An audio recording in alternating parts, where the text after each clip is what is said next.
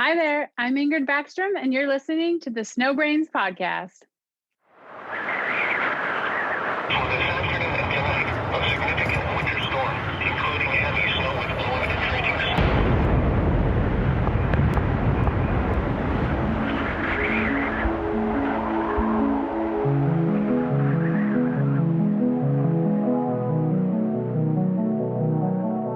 Hello, and welcome to the Snowbrains podcast, where it's my job to interview the most intelligent people in the snow sports industry and pass their fascinating knowledge onto you, our listeners. I'm your host, Miles Clark. I'm a professional free skier, a professional mountain guide, a UC Berkeley molecular cell biology graduate, the founder and CEO of Snowbrains, and just after college, I went to Baja California, Mexico with Tommy and Biggs from the Cal Ski team. Of course there were no waves, so of course we ended up with fireworks and beer on the beach at night.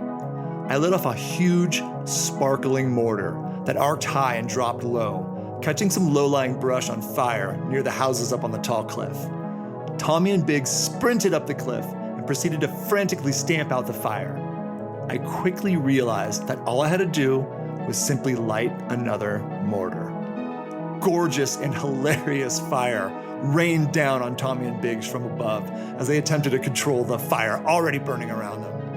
Their clothes had small black holes on them the rest of the trip. It was a classic ski team moment, and one that they definitely got me back for. Today's Snowbrains podcast is brought to you by Tamarack Resort. Nestled in the west central mountains of Idaho, Tamarack boasts 1,100 acres of terrain, 2,800 vertical feet, and an independent spirit and community vibe unmatched in the West.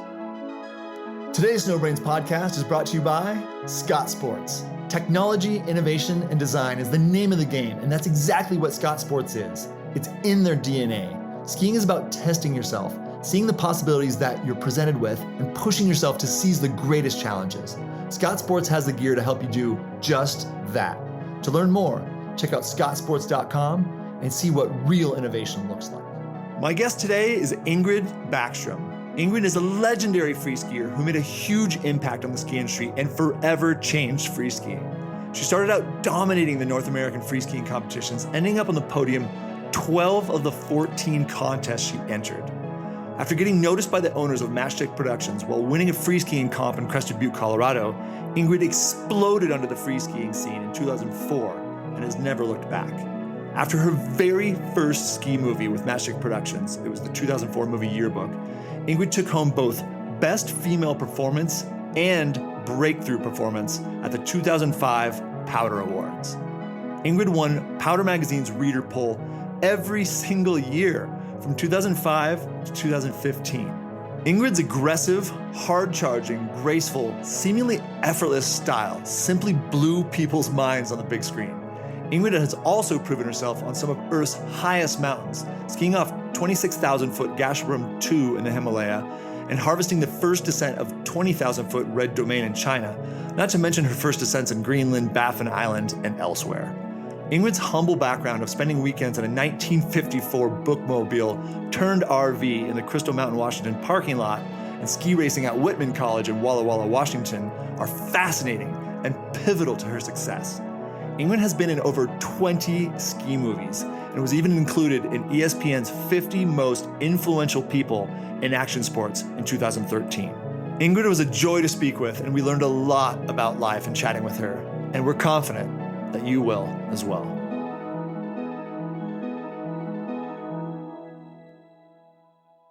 Hello, Ingrid. Welcome to the show. Thank you so much for being here. How are you?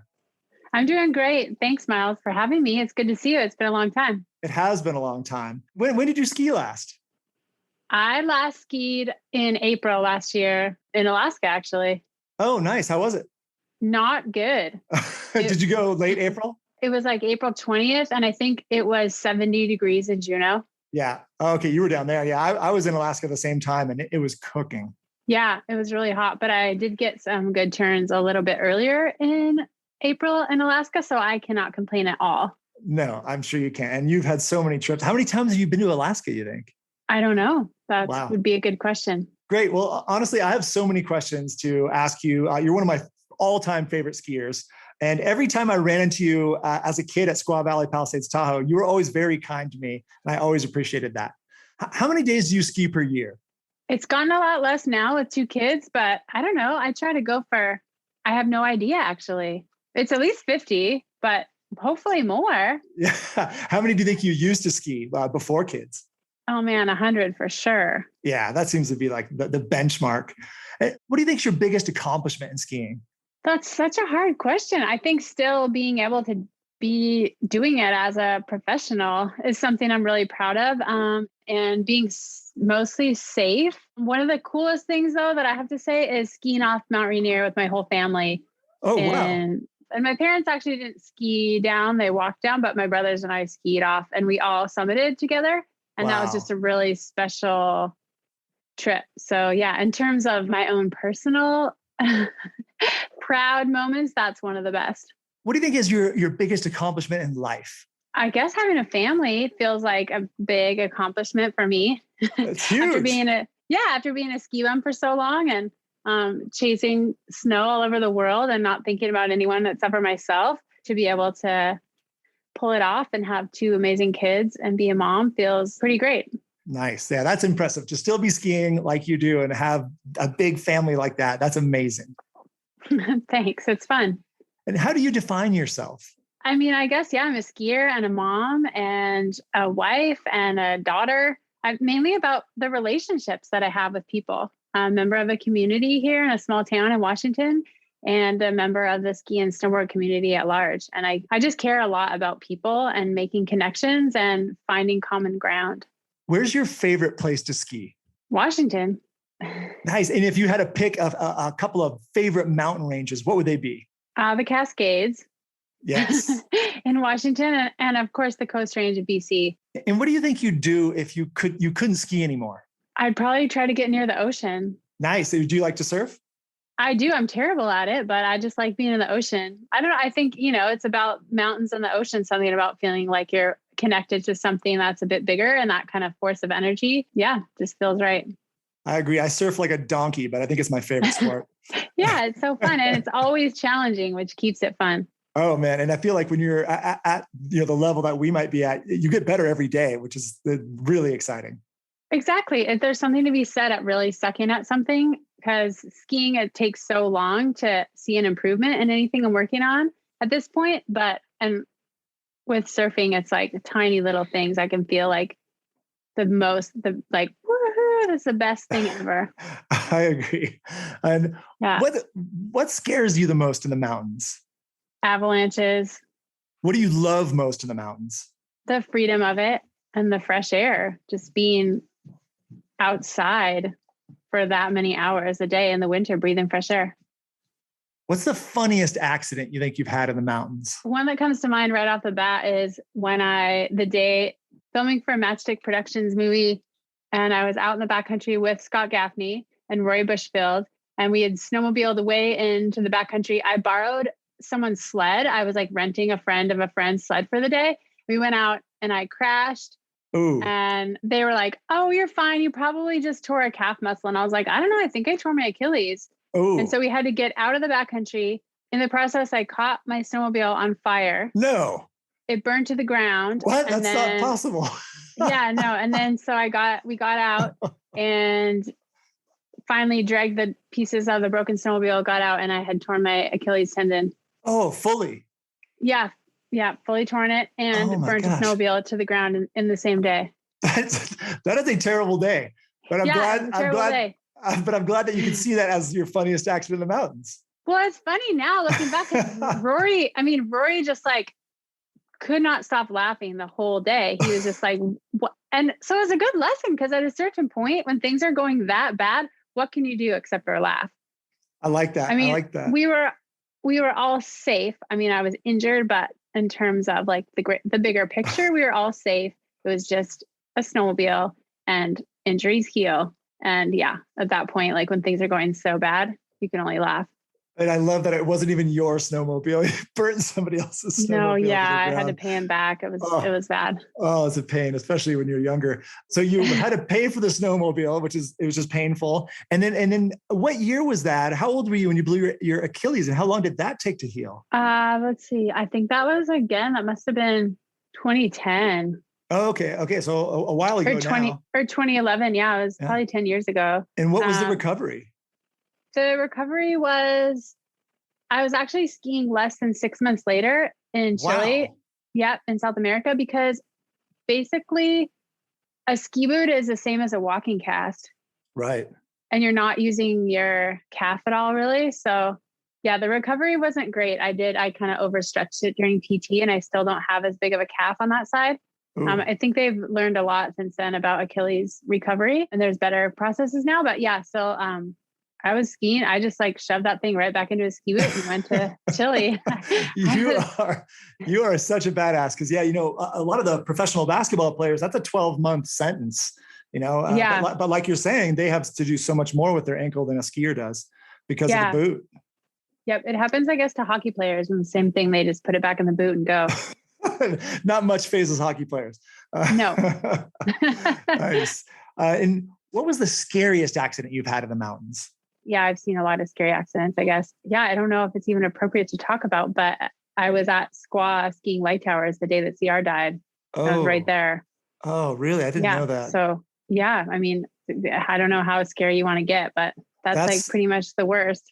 That's scary. Yeah. And so if our listeners don't know, CR Johnson was a very famous pro skier who was a very much I don't even know how you say a breakthrough skier. He did a lot of things nobody'd done before, from Squaw Valley, Palisades, Tahoe. And he had a head injury. And then when he recovered, he ended up crashing in light towers, and Ingrid was there, and he passed away. I think there on scene. Yep. Yeah.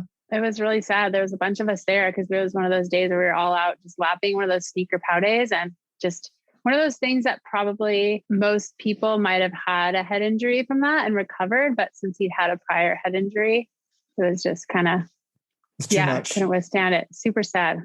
CR was great. Yeah, I'd only met him a couple of times, but yeah, definitely an inspiration. And on that note, how many friends have you lost in the mountains? It's so many. I mean, really hard to count them all, actually. A lot of us who live in the mountains full time, we've all lost a lot of friends in the mountains, and it's hard to talk about. Yeah. And it's hard to kind of reconcile, how can we still do it? And I mean, I think about it a lot, so I don't mind talking about it, but yeah, it's definitely a downer. It's one of those things where we'd all like to just wish that side of the sport didn't happen. But I think it is important to talk about that this is something we're choosing to do that's very risky. And I think it is important for people to talk about it more and realize that there are a lot of inherent risks in the sport of skiing. Yeah. And it's interesting, the process we all go through, because it does seem to be so individualized on how we cope with our grief and move forward, and how do we get past these things. And for me, I know you lost a brother in the mountains. I lost my brother when I was skiing. I was 19 and he was 13, skiing in California. And it's just, it changed me fundamentally. And it's made me a better person. And so I there's the good with the bad, and none of us want it to happen, but there are ways to reconcile and learn and move forward that can make you a better person. Yeah. I agree. I'm so sorry. I didn't know that, Miles. Yeah, no, I mean, it's something I didn't talk about a lot when I was younger. And it's something that I've gotten more comfortable with. And I think it's better for me to talk about my brother, because when I didn't talk about him, it was like he didn't exist. And now I try to bring him out and show people who he was. And that feels a lot better. Yeah, I agree. It is. I'm getting to that place where I don't talk a lot about it on social media or anything like that, just because it feels so private, and figuring out a way to talk about, and not because Arnie was so much more than just his accident and his death. And you want to talk about the person that they were during life, and not just have it reduced to oh my gosh, Ingrid lost her brother. It's this terrible thing. And you don't want people's pity. I just want to be able to talk about my brother. Yeah, exactly. And that's where I'm at with it. The accident isn't important to me anymore. Right. It still has, there's still a scar there. It's more I just talk about him and my brother Nathan as a person. This is what he was into. This is what we did together. And that's what feels good. Right. And okay, so I have a question. If you just meet someone and you're talking to them and it's casual at a party or something, and someone says, Miles, how many brothers, do you have brothers and sisters? Yeah. How many do you have? What do you say? And that actually is like, I'm getting an emotional response from that because I used to take one sibling out of that number. Yeah. So I used to be like, hey, I'm the oldest of 6 and talk about, the other ones because I just didn't want to hit it. And now I don't do that. And a lot of times when people ask me to individualize those people, I go, all right, well, my sister does this. My brother passed away when I was a kid. We were skiing together. And then, and I go through the other ones and they always, say, hey, I'm so sorry about your brother. And I say, hey, that's okay. And often, if it's somebody I don't know, I don't go any further, but I also don't like omitting him as a person because he was there and he made an impact and he changed me. Yeah, that's how I feel. I'm like, I have it. Yeah. For a long time, I would just say, oh, I have one brother. He lives in California. But now I'm like, I have 2 brothers. Good for you. Yeah. And that's so interesting that we have the same experience there. And I don't think that's uncommon. I bet a lot of people go through this process. Yeah. Cause right when you're meeting someone, you don't want to just like drop a turd in the punch bowl the second you meet them. So you have to kind of read the room, I guess. But yeah. And then, I don't know if you're familiar with Brené Brown. You've probably heard of her. She does a lot of work with vulnerability and courage and all that. And one of her things that she talks about is floodlighting. And sometimes when you overshare right when you meet somebody, it just turns them away and freaks them out. So, you also have to balance all that. So you also don't want to be like, hey, this terrible thing happened. Let me tell you all about it. But I don't want to omit him. I want to say, hey, this was a person that I was close to, is not here anymore. And that's about as far as I'll go with somebody I don't know. But then, usually then once I get to know somebody, we'll get into it. And then I really like to show that person. And this is how that experience changed me. And this is how I've improved since then. And now this is how I've changed since then. Because for me, it was like, you could look at my life as some sort of line and there's a huge kink in it. And my life changes direction at that moment in time. That's so funny. I always describe it as like before I lost my brother, it was like there's an X and Y axis and like life kind of goes up like this. And you just kind of always figure it's going to always go mostly this way. There's be some dips, but now I'm like, oh, we're like underneath the axis at this point. Like life is like not just between the X and the Y. It's like all this other stuff over here. And there's so much more going on that you have no idea until you have an experience like that. I agree. And it's really challenging and it really helps you build. And I really don't sweat the small stuff anymore. I was very bizarre for about 2 years. And it was a challenging time during college and, sort of adolescent still. And so, it was, I'm sure that you went through the same. Yeah. It was like instant empathy for me because I was in Italy at the time when I found out and I had to travel home all by myself. Ooh. And I just remember walking through the airport being like, wow, I will never look around and just take for granted that all these people are having a good day or that what a jerk or that person cut me off or whatever. Like you never know what that person's going through on that day. And so it just made me think instant, different thoughts about all the strangers around me going about life. I agree. I feel the same. It's somebody told me once, if everybody threw their problems out into the street, you'd go diving onto the ground to get yours back. Right. Yeah, totally. You just don't know what people are going through. And a lot of times it's a lot more than you could even deal with. How many avalanches have you been in? Well, I've never been buried in an avalanche, knock on wood. I've been kind of dragged down the mountain a couple of times and I've gotten caught and been able to dig myself or kind of punch in and keep myself in one spot. And then I've outran a couple. Gosh, it sounds terrible when I say all. I mean, I've gotten so lucky. And I was so naive. I think it was also just the culture that I was wrapped up in at the time. I was like, oh, you just outrun it. You get swept up in it. Oh, it's just a short pitch. If it rips, you'll be fine. All those things that we kind of tell ourselves. And I was just young and naive and didn't want to question the people I was with and seem like a wimp. I feel like sometimes when you're young, you just think I will punch an avalanche in the face. Totally. Yeah, I'll get out of it. Nothing will happen to me. Exactly. Totally. Yeah. I had my first avalanche about 2 years ago and it scared the tar out of me. And I'm even more, I think I've always been quite conservative and even more now. I am a ski cut king. You don't want to ski with me because I'll be ski cutting 3 or 4 times. And you told us. No, that's the person I want to ski with. I'm like, oh, you check my beacon again? I love skiing with you. Whip that thing out. Check me again. That's great. Especially as you get older, it's like, hey, I just want to get home. Totally. You told us about your Achilles, but have you ever been hurt in other ways while skiing? Oh yeah, I tore my Achilles tendon, and then I've also torn both patellar tendons. Oh Two my separate gosh. incidences. I know. I don't know what it is. My Those are like tendons. the biggest ligaments in your body or tendons in your body you've torn. Yep. Yeah. Yeah, I have. The first one, I was in the backcountry in BC. I was out sledding with the Sherpa's crew, and I just like went down these pillows. I've always kind of had patellar tendinosis.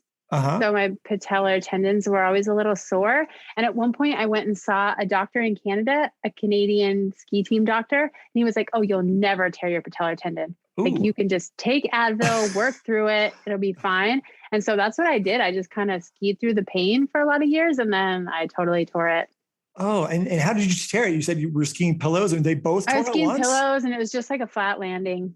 Oh, And I landed and I only tore one that time and I healed from that and came back pretty well actually. And then the second one, this is another one of those like funny, not funny stories.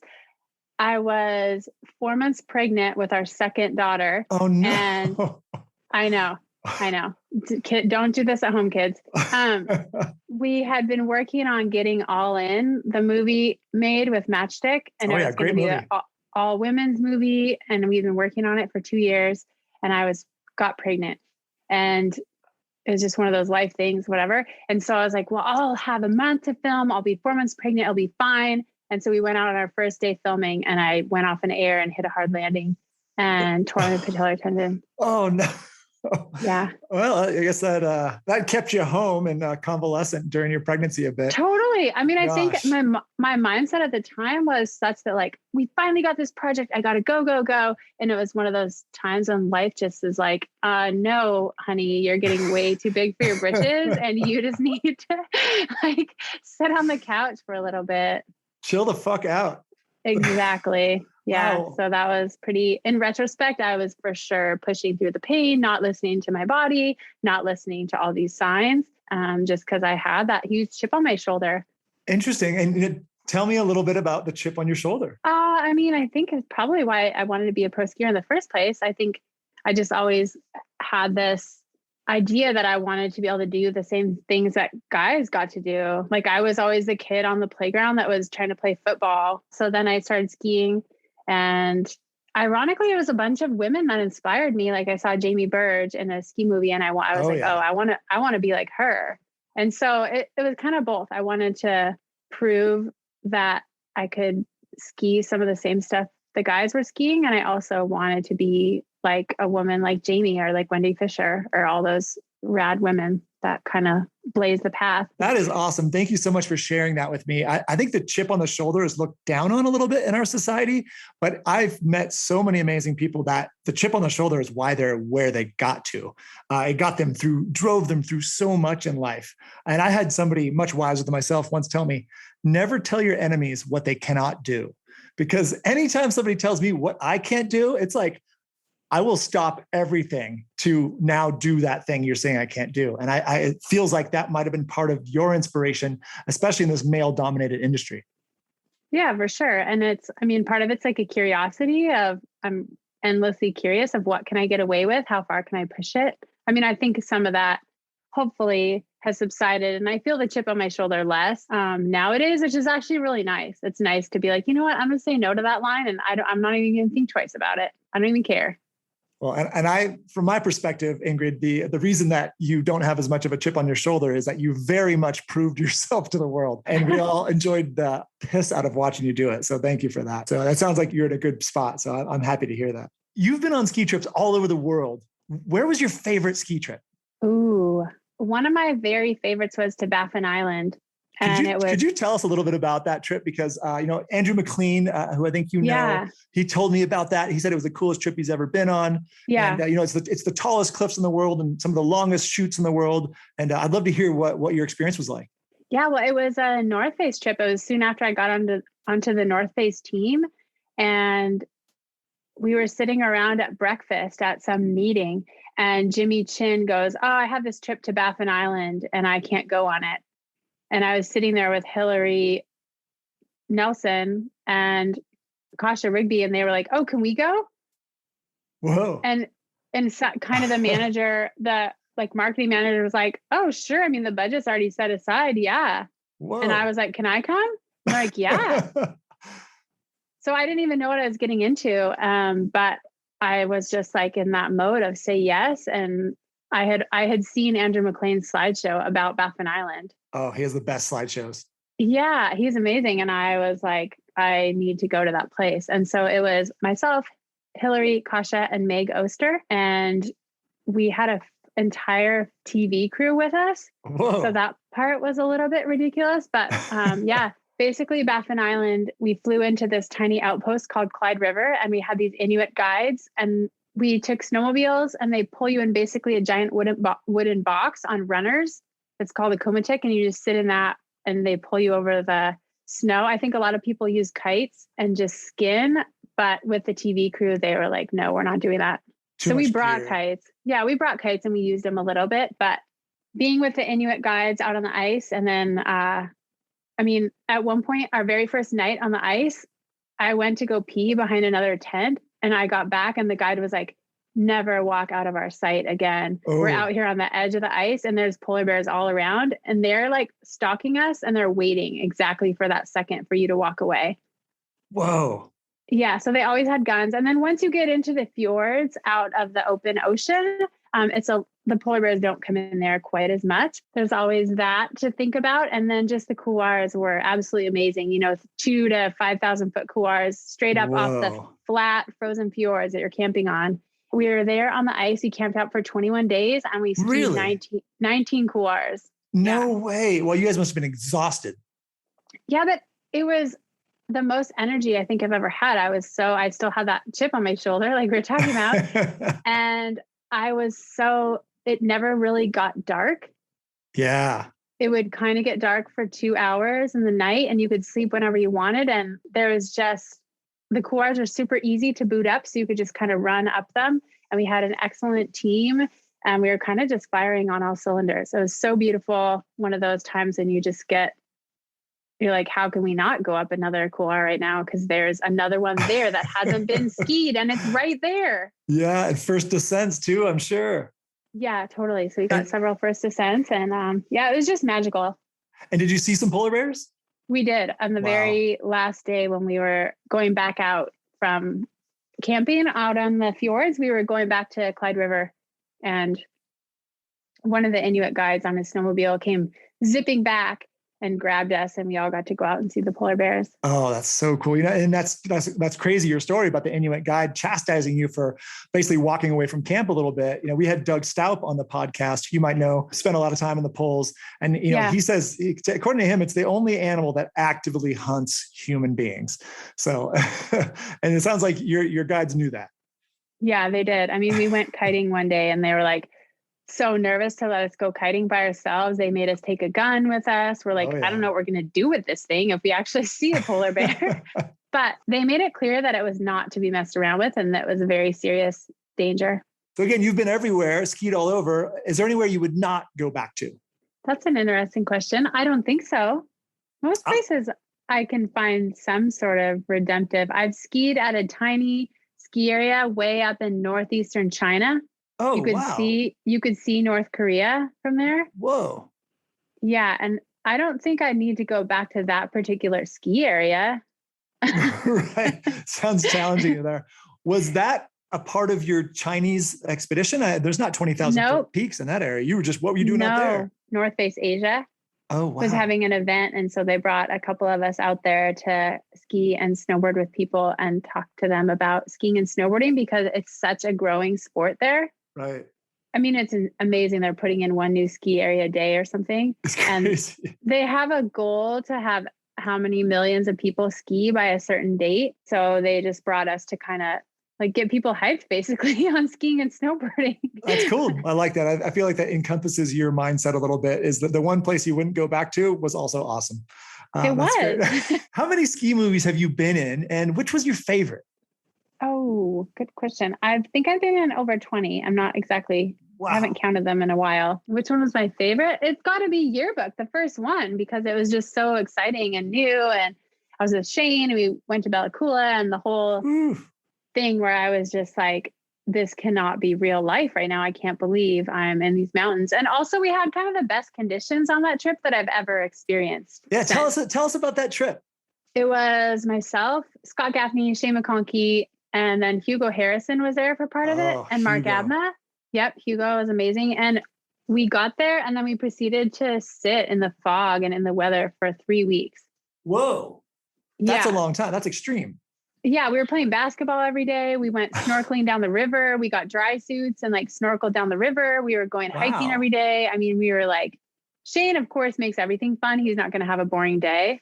That's lucky. But then we finally got out and it was the most perfect conditions. It was not even any slough. It was like, you know, when it's at Tahoe and it's that perfect kind of just wet enough pow that it sticks to everything, but it's still really fun to ski. Yeah, and maybe a little wind pressed.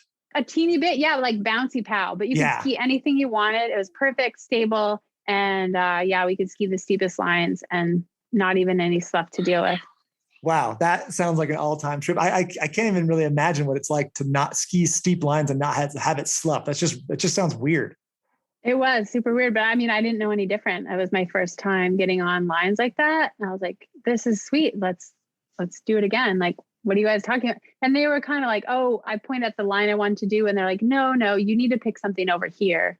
I was like, whatever. They're making me ski the chick line or whatever. And I went up and looked down the line. I was like, oh, whoa. All right. Okay. I guess I better keep my mouth shut a little bit and like maybe listen to what they're saying. But obviously you progressed during that trip, and I'm guessing you got a handful of good days in. I assume you filmed other places as well, but that was what was so nuts is that was 2004, Yearbook, Matchstick Productions. It was your first ski movie. And then if I'm not mistaken, at the Powder Video Awards, you got Best Female Performance and Best Breakthrough Performance. So that's insane. So that must have been, I mean, what did that feel like going through that whole experience and then getting those awards as well? I don't know. I mean, again, I was so new to it that I didn't really know what that meant. I was just like, cool, this is sweet. So I get to keep doing this. Like someone's going to pay me to ski. You know, it was just so unbelievable to me. And my friends and I have talked about it like for so long. If I was sitting on a plane next to someone, they're like, oh, what do you do for work or whatever? And I would just say I'm a waitress because it just seemed so, because I was still waiting tables in Tahoe at that time, but it just seemed so unreal and so too good to be true that to admit it seemed like almost that it would just vanish. And was that a big goal of yours to become a pro skier, or did it sort of just materialize and kind of slap you in the face? It sort of just happened. I think I moved to Tahoe to ski Palisades, Tahoe, and I just wanted to ski for a year before getting a real job. But in the course of that year, I all of a sudden did some freeskiing contests and kind of started meeting people where I was like, oh, these are my people. Everyone's here because they want to be outside and they love the same things. And they're all intelligent, kind, like caring people that are just really passionate about the sport. So at that point, I knew I wanted to have something to do with the ski industry. I thought maybe I'd write or work for a magazine or something. I did an internship at Powder to see if that was the route. In the course of that process, I ended up doing a freeskiing contest in Crested Butte, and Murray Weiss and Steve Winter from Matchstick were in the audience. I didn't even know they were at the bottom watching. And it was kind of one of those where I had nothing to lose because I was supposed to go to Chamonix with Kip, who was my boyfriend at the time, Kip Garr. Okay. Yeah. And we were supposed to go to Chamonix. That was like I'd worked all winter and it was like my last money had been spent on this ticket to Chamonix. We had a place to stay. He had passes lined up for us. And then on the night before we went, I couldn't find my passport. Oh no. So we tore apart my house, his house until 4 a.m, could not find my passport. And so he went to Chamonix and I was just like, wow, I am a total failure. I'm an adult. Like a very small thing, like finding my passport is going to ruin my whole, now I don't have any money. Oh no. And I'm just going to have to go to work. And like, there goes my whole spring. And we were going to go spend a month in Chamonix. And I just felt like such a loser. But then my friend was like, oh, we're going to Crested Butte for the contest. You want to come? And so I kind of was at that point where you just have nothing to lose. And I ended up going there and kind of had that effort mentality and did a really good line, ended up winning the contest. And I won $6,000. Whoa. Was the prize, which Damn. At the time I was like, I don't need to work for a year. Like, woo. Yep. I've got it made. I'm rich. Yeah, totally. Steve and Murray were in the audience from Matchstick, and I didn't know that. And then a couple months later, they called and said, do you want to come film with us? So it was all kind of just like accidental. Well, I love that part of life when these, it's the hard times that make us better, not the easy times. And it's sometimes you got to go low to get high. So, you had this ferocious dip of not getting into Chamonix, and then you end up basically in the Matchstick movies, which led to you getting Female of the Year and Best Breakout Performance. I mean, that is a really great lesson for all of us, and especially our listeners to grasp onto, because when you're down, it's so easy to just want to stay down. But if you can learn from those down lessons and come back from it, and sometimes just have the effort attitude and put your best foot forward. I mean, that's incredible. That's a great story, Ingrid. It is. And now with even more perspective, I mean, for a long time, that was a cool story for me, because I was like, you know what, something at the time that you think is really bad can turn out being great later on. And there's always a silver lining. Yep. But now with even more hindsight and even more perspective, I realize that a lot of what that story is about is how much support I had and how much I really had going for me in the form of a friend that would loan me money to pay the entry fee to Crested Butte, and my parents, who I knew I could always, go back and live with them if my dreams fell flat and I was broke or whatever. So how lucky was I to have all that in the first place? So, I mean, it appears to me that all of this may not have happened for you had you not gone to Crested Butte. So that's really interesting. And was that your first competition? One of your first? No, I'd done some other ones. Okay. Yeah. And you had some experience. Fine. Yeah. I was doing pretty well in the contest, but I'd been doing them for a couple of years and it wasn't really going anywhere. I was kind of like, oh, maybe this will lead to something. Maybe it'll be fun, but nope, it's not really going anywhere. I didn't really have any, I was maybe getting like a free pair of goggles or something. Right. But I was like, okay, cool. This is fun, but I really need to like do something with my life. I'm not using my brain. I have this college degree. I'm just still waiting tables and being a ski bum. But the irony is at that moment, that was really when it kind of turned around. Well, because you talked about using your brain, that's a good segue into what I want to talk to you about with you next. And I usually don't really go chronologically with people. And I guess we've already broken that a bit, but I do want to try a little chronology with you here. So I just read on your Wikipedia page that you were the high school valedictorian. Is that right? Yeah, there was two of us. It was shared. We shared it. That's amazing. There's not a lot of pro skiers or pro athletes in general who could say that they were a valedictorian of their high school. What I really want to know is, did you work hard for grades in high school, or did it come to you easily? It was pretty easy for me in high school. Okay. Relatively, but then I went to college and I got my ass handed to me. I think a lot of people experience that too. But a lot of the valedictorian, very smart people in high school that I know share your story. They're always like, yeah, I don't know. It was easy. Like I was just like, it was casual. I would study like at a party, I loved school. Yeah, I loved it. I loved my teachers. I was just so fortunate. I had good support from my parents and they were really encouraging. And, it was also like, there was a lot of pressure from them to do good, but I didn't even need that. I kind of put the pressure on myself and I liked it.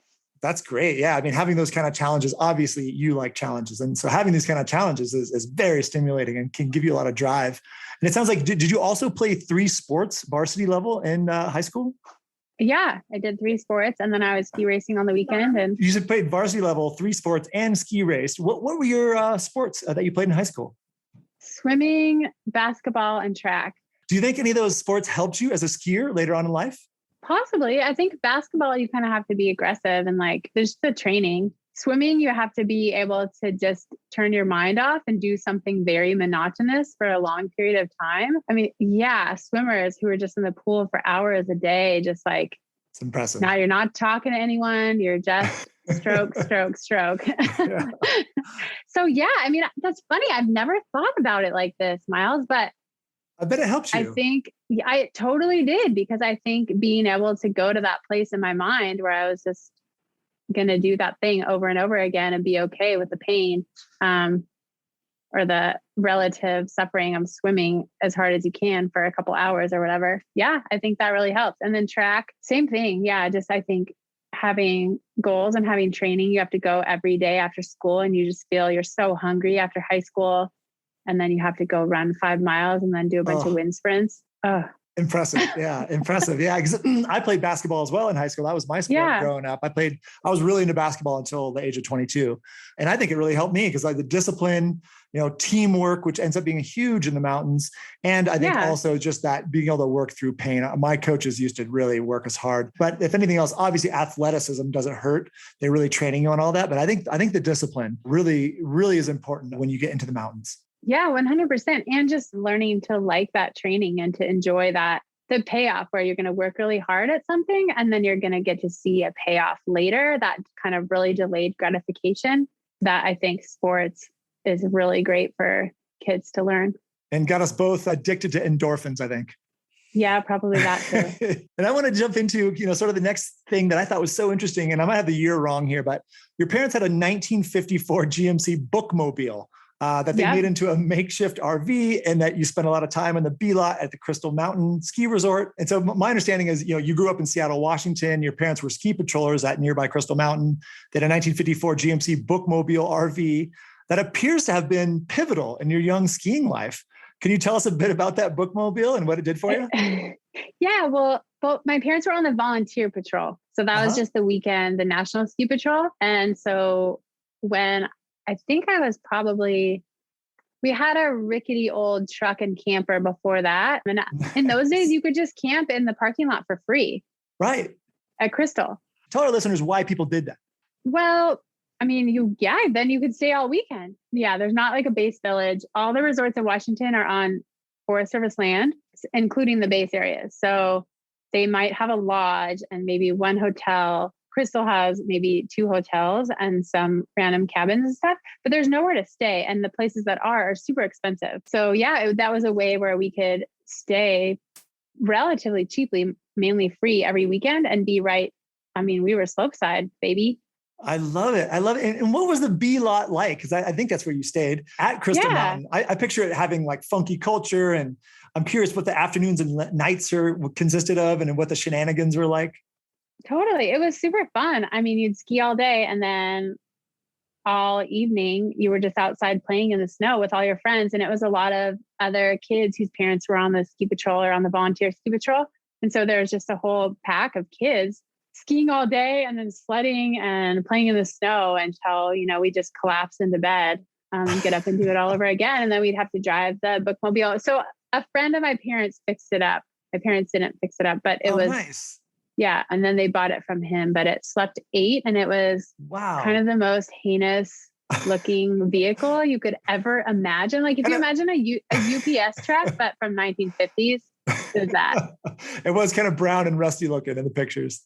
Yes, totally. Brown and rusty. And, but it was awesome. I mean, what a cool thing. At the time, it was so embarrassing. Yeah. Tell me about that. When you're a 14-year-old girl or probably a 14-year-old anyone, you just want to be cool and fit in. And that was not fitting in. I was like driving through the neighborhood, like, please, nobody I know see us. Like, oh, here come the Backstroms. Great.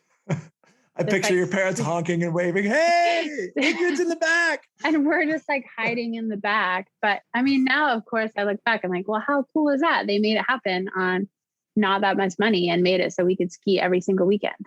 And it is funky and cultural as possible. I think that's got to be one of the most interesting ski town cultures of all time, because it's like a ski town without a ski town.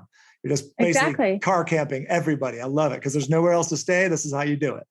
Yeah. And it's still, I mean, now you have to pay and stuff, but still the B-lot culture is a thing. People have their Christmas lights, they have their fire pits, they rage, and it's awesome.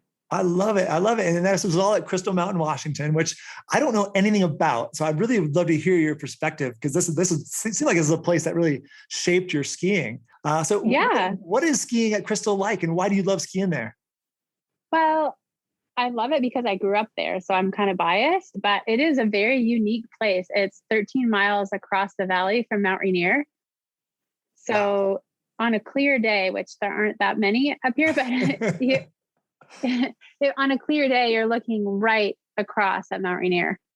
I love that. So it's super unique. And then you're looking towards the North Cascades and just up in the Cascades. And so Crystal kind of feels like big, expansive mountains, big peaks with lots of long runs off of them. And it feels really spread out. Yet there's a lot of little secret nooks and crannies and forested kind of glades to check out. So it kind of has those alpine peaks, and then it has a lot of tree line stuff as well. It's kind of got something for everyone. I love that. And for our listeners who don't know, Mount Rainier is 14,411 feet, has 26 glaciers on it. It's an absolute beast. It's like I don't even know. It looks like if you smashed the moon into a pile and stuffed it on Earth, it's that big. So seeing it from, she's saying from only 13 miles straight across is a spectacular sight. I love that mountain. And where does Crystal live in your favorite places to ski? Oh, I mean, it's one of my favorite all-time places to ski. It's where my husband and I got engaged. Oh, I just have so many special memories from there and growing up there. And yeah, I love Crystal. And it's just funny that now we live 3 hours away, so I don't get there as much as I like, but I like skiing anywhere. Now we mainly ski Stevens, but because we're really close to that. But and how do you like Stevens? I love Stevens, actually. When I first moved here, I was like, oh, it's so small. I don't know how it's ever going to be enough. But then I started learning the area and I was like, oh yeah, this place is awesome. Nice. I love it. Okay. Well, let's jump into the next stage of your life. You grew up basically in the parking lot at Crystal, running around, skiing like a beast. Only on the weekends. On the weekends, valedictorian in high school. And you ended up going to college at Whitman College in Walla Walla, Washington. And Walla Walla is in eastern Washington, right on the border of Oregon. And it's kind of in the middle of nowhere. And so I'm curious, what was it like living there, especially right after living in Seattle? Well, it was good. It was kind of like a sheltered little zone, which I really needed when I went off to college, because I was just like a total spaz and like, woohoo, I'm in college. Whitman was a really great place for me to go because there's only 2,000 kids. It's relatively safe. It's a small town, and I could just kind of spaz out and I kind of had this sheltered existence. And then all of a sudden here I was at college, and I was like, yeah, it was a free for all. So I think in that way, I'm really glad that I went to a place like that because it was relatively safe. Like if I would have been at the UW in downtown Seattle, there's just a lot more ways to get into trouble, I guess. And so as valedictorian from your high school, I feel like you could have gone to school a myriad of places. And so why did you choose Whitman? I chose Whitman because I had a scholarship there. I had a really good, half tuition scholarship. Whoa, congratulations. Thanks. Yeah. So, and also they had a ski team. They had a really good ski team. Oh, where did you guys ski? We skied at Bluewood. Okay. Where's that? It's in the Wallowas. Oh, so did you cross over to Oregon? No, it's in Washington, Okay. but it's about an hour from Walla Walla. And it's a tiny old double chairlift that takes maybe 15 minutes to get up. And then it's like 30 seconds to ski back down. But it was actually really fun terrain. And for training for ski racing, it was awesome. And I had an amazing coach who really cared about the skiers and he cared about us as people. He was kind of like that uncle figure looking after all of us. And so I think I stayed because of the ski team, because the people were so great. And we were skiing 5 days a week. Whoa. We'd get done with class 3 days a week and go straight to Bluewood and ski until dark. And I think that camaraderie and just that was what really made me realize, like, oh, this is what I want. I just love the camaraderie and being with a group of people working towards that common goal. And that must have really helped. How do you think that ski racing 5 days a week in college helped with your professional skiing career? I got so much stronger. Yeah, we were doing weight training. I was skiing 5 days a week. And all of a sudden it kind of just clicked. Whereas in high school, I was a pretty mediocre to bad ski racer. Because I didn't start till I was 12 ski racing. And most kids started when they were 5. So I was kind of behind the curve. But then in college, it just kind of clicked. And I started doing a lot better. And by my senior year, we won nationals and it was awesome. Oh, congrats. That's amazing. Yeah, it was super fun. So I got a lot better at skiing and I think my confidence in my skiing improved. And that was when I was really like, oh, I love skiing. And more importantly, my brother Arnie was at Whitman at the time. He was a sophomore and he was also on the ski team. And my really good friend Shauna that I grew up skiing at Crystal with, they were both at Whitman on the ski team. Wow. And so everyone else would finish their race and go into the lodge and we would just go free skiing. Perfect. And they were like, oh, we're not going to the lodge, Ingrid, you got to come with us. And I mean, we were going to McCall, we were going to Brundage, we were traveling all over the Northwest and Idaho and Oregon skiing. And I got to go on awesome ski trips and ski all these places. And I think that was what made me be like, oh, I want to move somewhere and ski, was having those times with Arnie and Shauna, just skiing powder after our race runs. Just from hearing your stories here today, I feel like if I had to point my finger at the one thing that might have been just hugely important for your ski career later on in life, it feels like it was Whitman. And that's something I wouldn't have guessed at. I didn't know you were even on the ski team. Sounds like that's where a lot of that skill, power, and drive, and then obviously free skiing came from. That is so cool to hear. Yeah, I think you're probably right about that. And again, not something I've totally put together like that.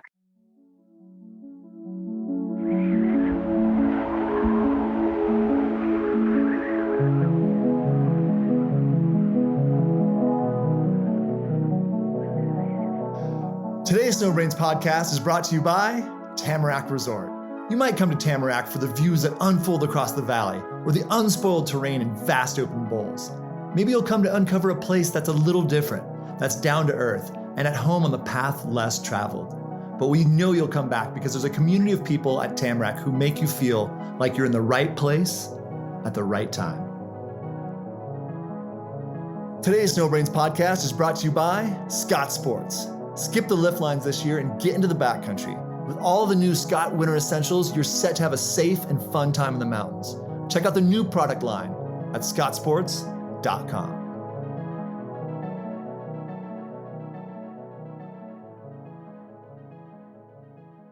You studied geology, and what was your post-college plan right as you graduated?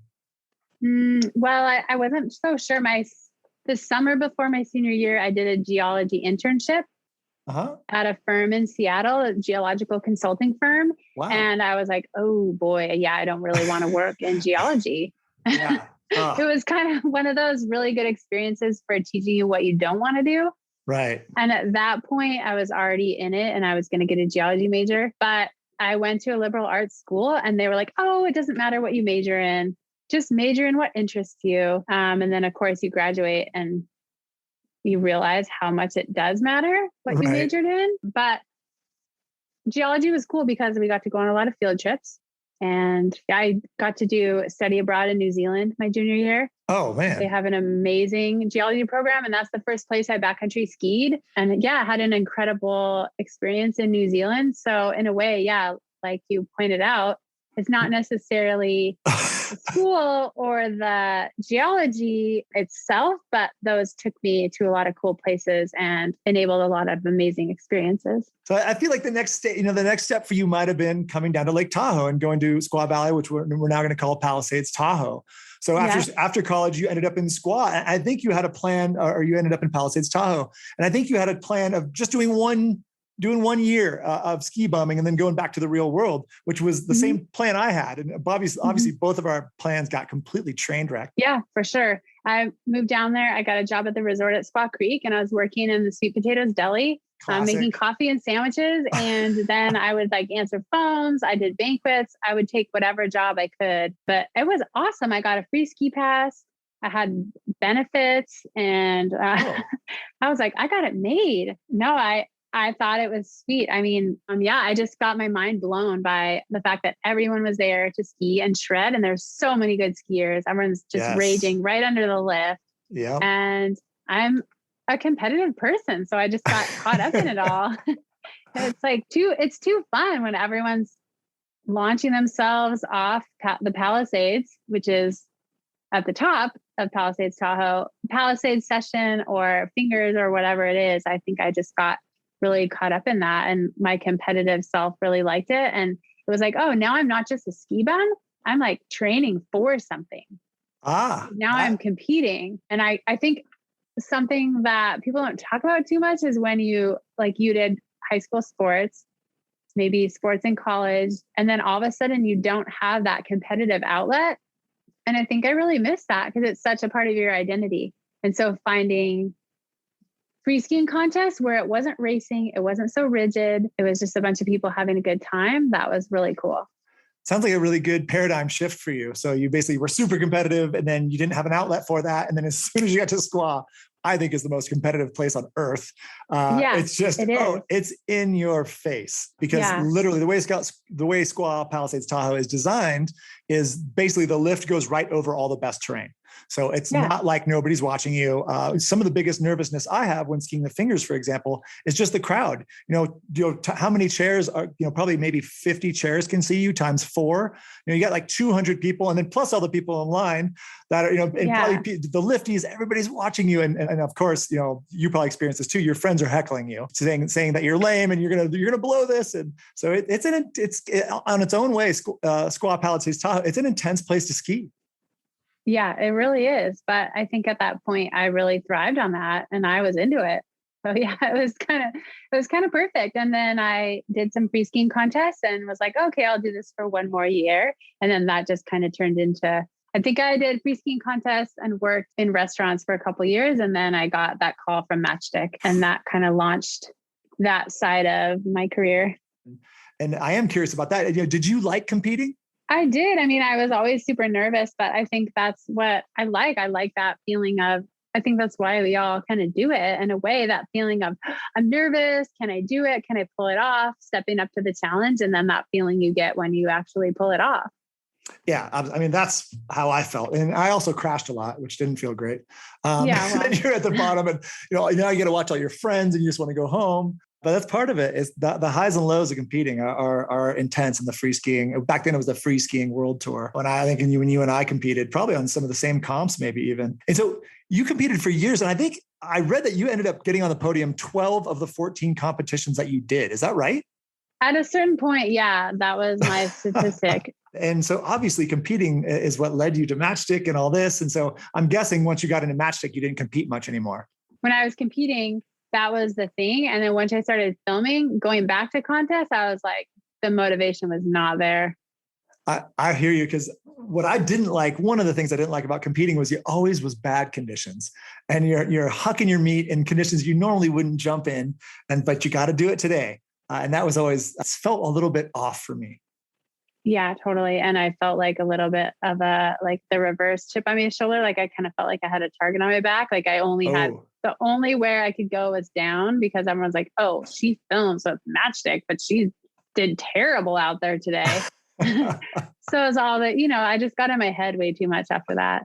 I believe it. And to me, at least, the natural progression is you work at the comps, you get recognition in the comps, then you start getting sponsors and hopefully get into the movies.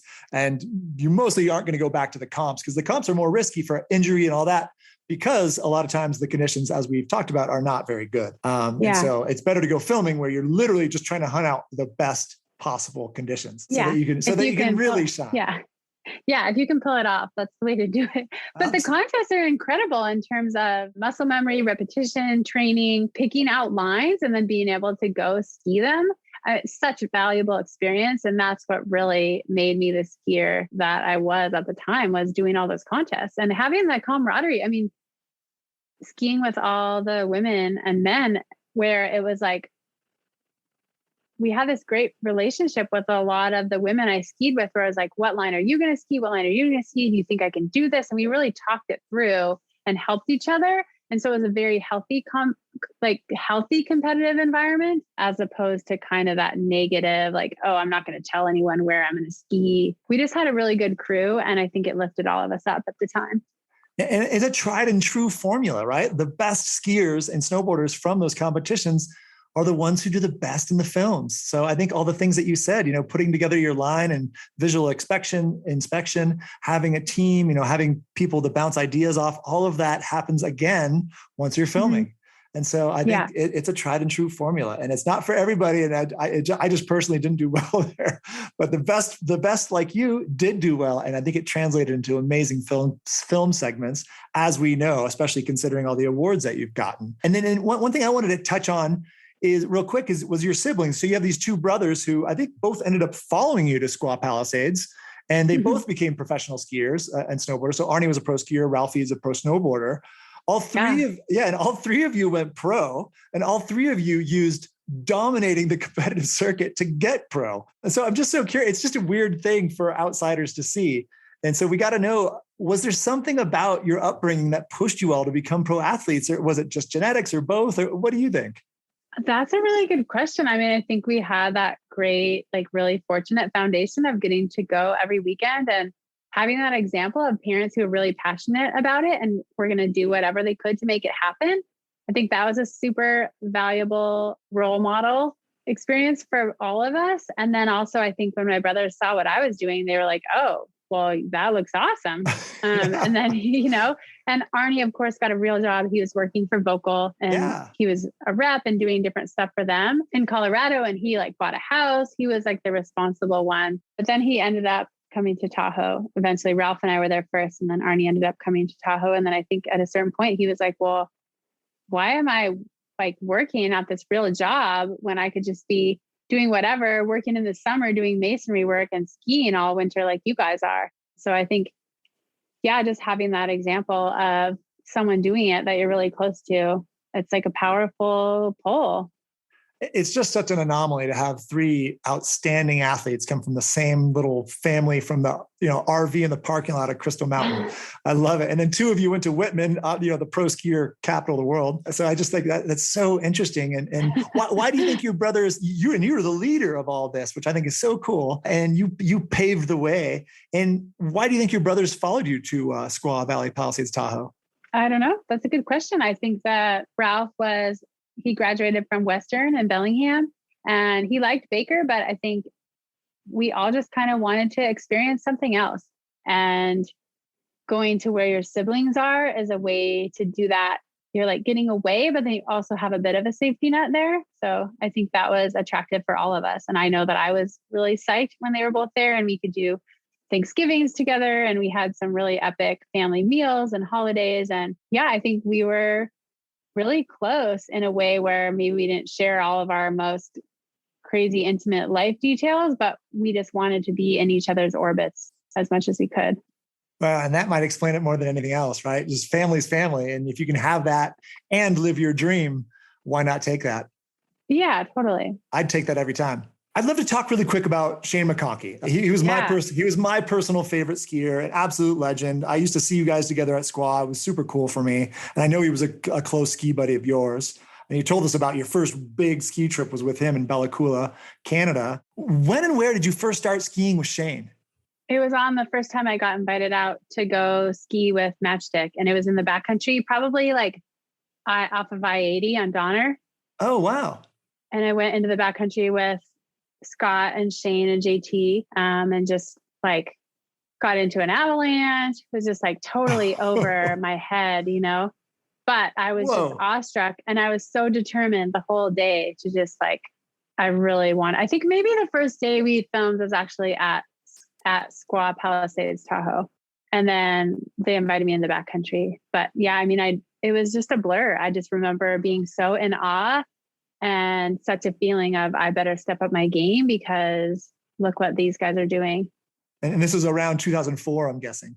Mm-hmm. Yeah. Wow. And Shane was great as a mentor in that he would kind of give me help and tell me what to do, but he was not going to hold your hand or baby you.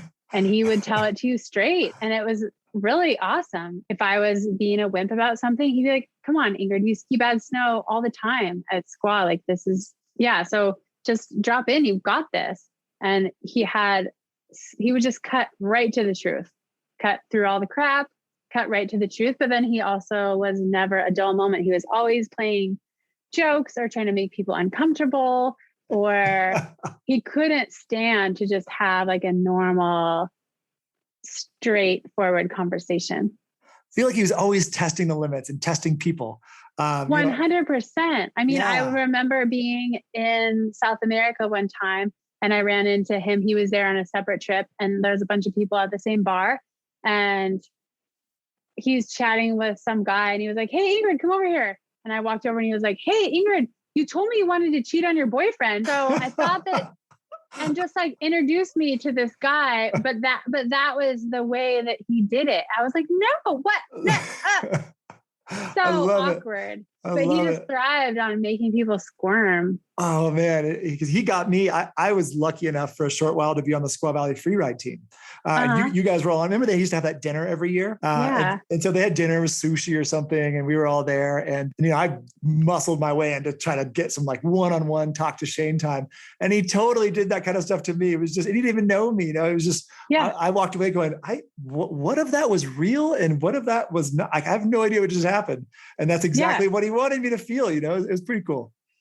Yeah, he wasn't just going to have small talk. He needed to connect. And his way of connecting was to to immediately knock you off your feet and see how uncomfortable he could make you. What did Shane mean to you? He was a really larger than life figure. And I think helped me get into being a professional skier in the most kind and honest way.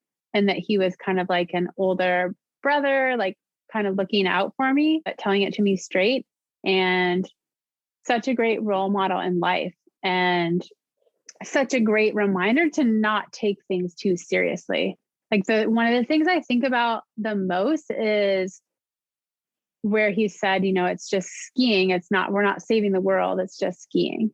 I like that. And it's so easy to get wrapped up in this. And it's like, oh, it's just skiing. Like, we're not saving the world. It's skiing. It's meant to be fun. And just bring it back to that. I love that. I love it. And on that, in that vein of it's meant to be fun, do you have any other funny Shane stories you could share? Oh my gosh, so many. We were in Portillo one time coaching a camp together, and he and Sherry were there with their baby when she was like a little baby. Yeah. And it was my birthday. Yeah, Ayla. And it was my birthday, and it was a huge table. Like, if you can imagine 30 people at this really fancy table, and they bring out a birthday cake and everyone sings happy birthday. And then they present me with this beautifully wrapped present. It's like fancy wrapped present. And I'm opening it in front of all these people. And it was one of Ayla's dirty diapers. Oh God. Actually dirty diaper. Yeah. Actually a dirty diaper. And you and I know how bad those smell. Yeah, but I mean, it was just really funny. Like, nothing. Yeah, there's so many good, funny Shane stories. One time we had a thing where it was, you couldn't let the other person pay for your thing. That was like always a thing of like, oh, I've got this. No. Here's your money. I'm giving you this. Like, here's your $2 for the coffee or whatever. And so we'd go back and forth. And one time I was out skiing, I was like, man, my boot is feeling so uncomfortable today. What? And he had shoved like a wad of dollar bills down into my ski boots because there was an ongoing back and forth of like, here's your $4 bills. Sounds like he was just the most entertaining person to be around, while at the exact same time being a huge pain in the ass. Yeah, totally. But that's, in retrospect, that's kind of what you want. You want someone to keep you on your toes. But there's so many things where it's aggravating. Like, I remember getting back from a day in the backcountry in Tahoe, and he was like, we're all out there all day skinning around the backcountry. He goes, well, I didn't even turn my beacon on all day. Whoa. And he was serious. He was serious. Like, he knew there wasn't going to be any avalanches, and he wasn't worried about it. And so he was like, and maybe he had forgotten, and that was his way of joking about it or something. Right. But instead of being like admitting, it was like, ha, you guys, ha, I wouldn't have even saved you, or like, ha, I got you. Yeah, it's like I tricked. I didn't have my beacon on. I was like, ha, I tricked you. Yeah. So it was very anything like that. Everything was a joke. Yeah, I believe it. It's such an interesting character. I think the way you describe it feels very valid to me, that he was just larger than life. Even in my brief encounters with him, looking at him, there was more to him than just him. It was really an interesting person. So I want to jump into a couple of your ski expeditions, because as free skiers, we don't generally go ski mountaineering. We don't generally ski high altitudes. But you skied Denali. You skied, I can't say the name of that 20,000 foot peak in China. Reddomaine. Okay, thank you. And then you've also been to Gasherbrum II in the Himalaya, which is an 8,000 meter peak. So we can just kind of bang through this. What was it like skiing in Denali? I guided Denali once in snowshoes. It was terrible. I had to hike down. But you guys, my God. So I got to go back and ski it because it wasn't as fun as it could have been. But I'd love to hear, what was your experience skiing Denali? It was amazing. We had a great team of people. It was one of those like where I got to go with Conrad Anker and Jimmy Chin and Hillary Nelson. I mean, it was like legend upon legend. And then they took a bunch of, I'd been on some high mountain expeditions at that point, and I'd been to 24,000 feet, there was some Sage Catabriga Alosa was with us and some less experienced people. So I was kind of in the middle, but it was just a big team from the North Face. And it was all about, the whole trip was about mentor-mentee relationships and how we could all work together. And it was just a really great opportunity to be with an awesome crew. And we got super lucky. We were able to ski all the way from the summit right down. There's that face right above 17,000 feet. And usually you come around the corner and you go through Denali Pass and down that kind of traverse, that really sketchy traverse. And we just got to ski that whole face straight back down to 17 Camp. Wow. So we got super lucky with conditions and our team and the weather. And I know people have had heinous experiences on that mountain, but we lucked out so much, and we were in and out and skied the thing in under 2 weeks, I think. That's impressive. Yeah. On my trip, we were stuck at 14 Camp for 10 days. Yeah. I think Denali, that's more typical, right? I think Denali Pass is like coldest I've ever been.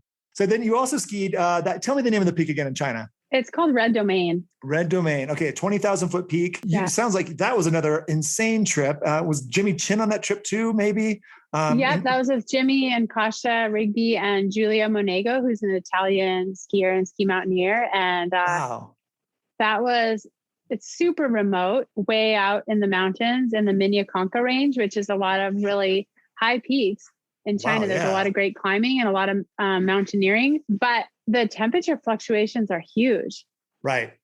There. So it's pretty sketchy. And we just got lucky. We went up the mountain. It was the weather was kind of getting worse the whole time, but Kasia kept placing these wands so we could find our way down. And by the time we got to the top, it was a full blizzard, but we had the wands to follow on the way back down, so we didn't get lost.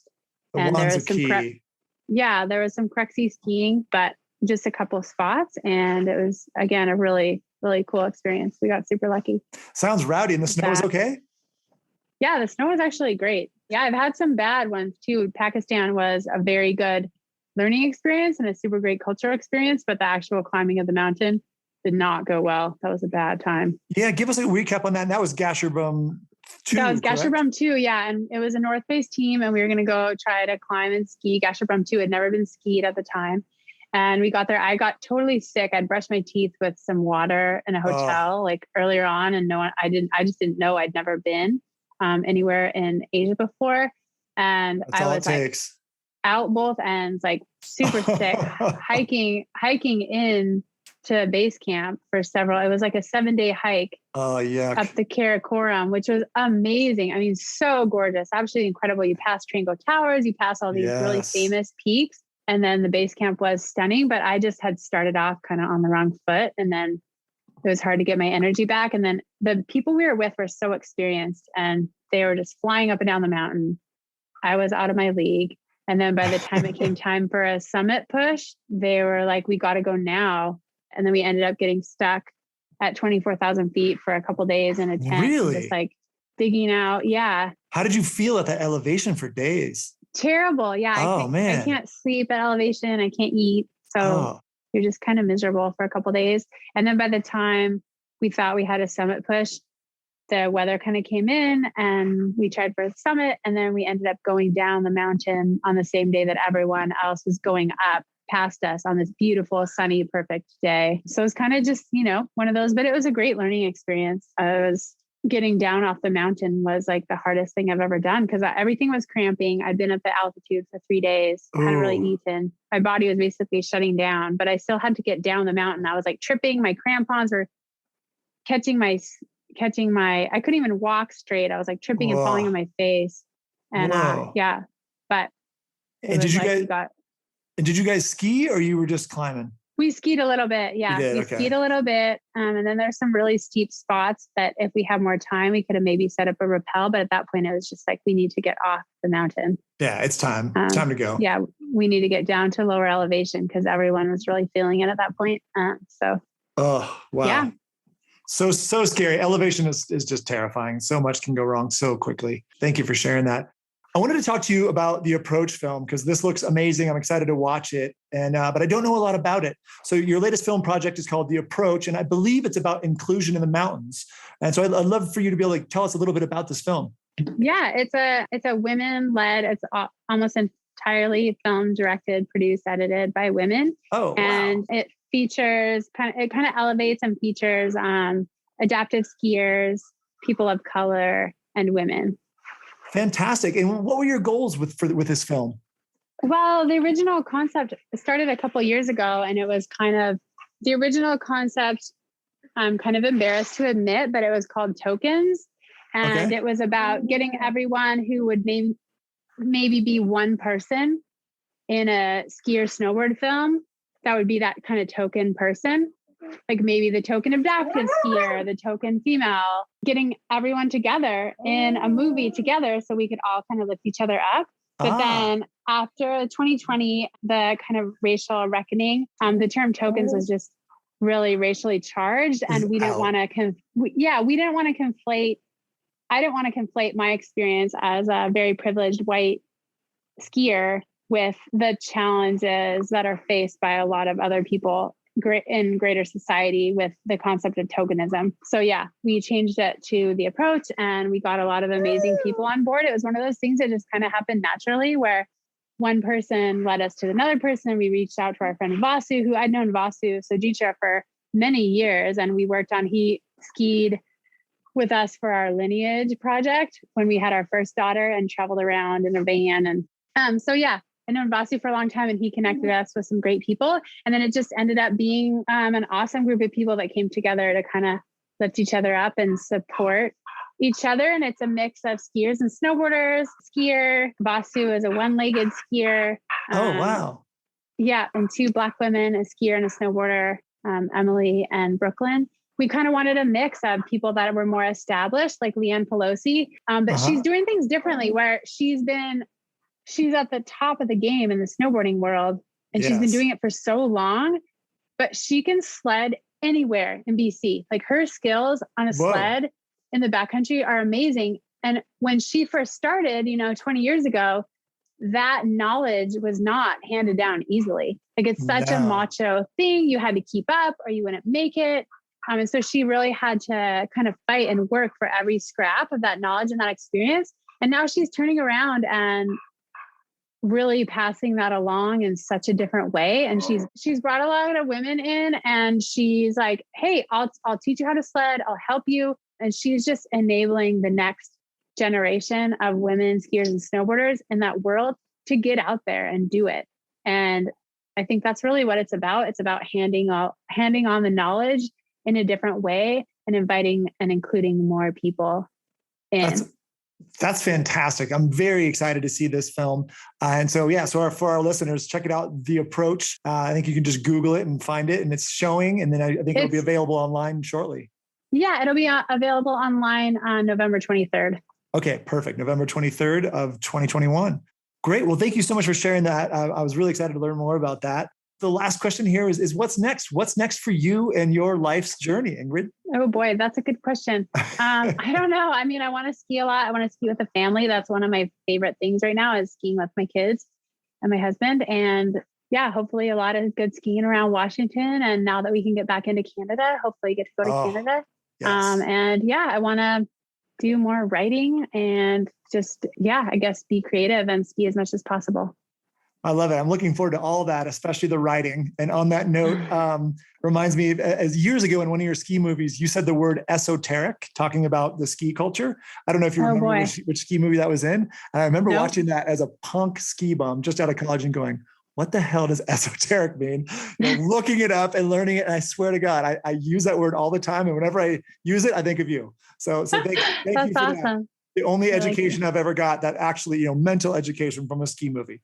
That's funny. I appreciate that. Well, Ingrid, that's all I've got for you. Do you have anything else you'd like to add here at the end of the show?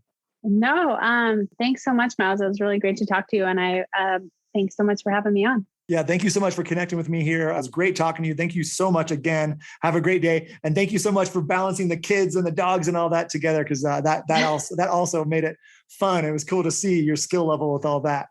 Oh, well, thanks for your patience. And I just appreciate your enthusiasm and what you're doing for skiing and just keeping the spirit and the fun in it. I appreciate that.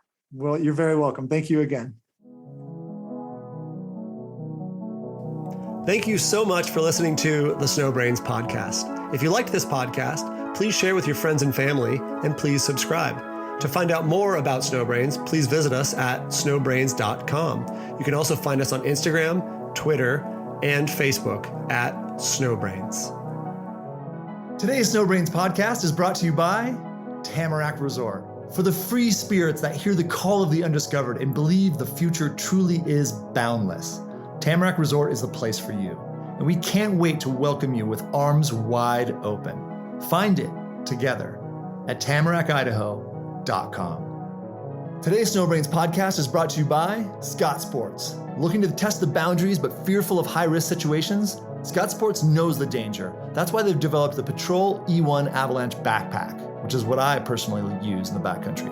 It's the ultimate free skiing avalanche backpack, pushing the boundaries of innovation. The supercapacitor technology, along with exceptional design, results in one of the lightest electric airbag backpacks on the market to date. To learn more, go to scottsports.com. This episode of the Snowbrains podcast was edited by Jared White, music by Chad Crouch, and I'm your host, producer, and creator, Miles Clark.